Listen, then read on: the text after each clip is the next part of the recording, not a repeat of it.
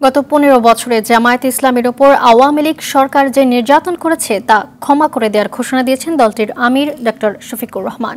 দুপুরে রাজধানীর বিজয় সরণিতে সাংবাদিকদের সঙ্গে মতবিনিময় সভায় তিনি এই ঘোষণা দিয়ে বলেন, হিংসা ও প্রতিশোধের রাজনীতি অবসান চায় জামায়াত।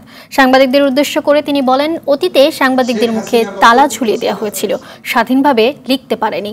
আগামী দিনে সাংবাদিকদের সহযোগিতায় কাজ করবেন তারা।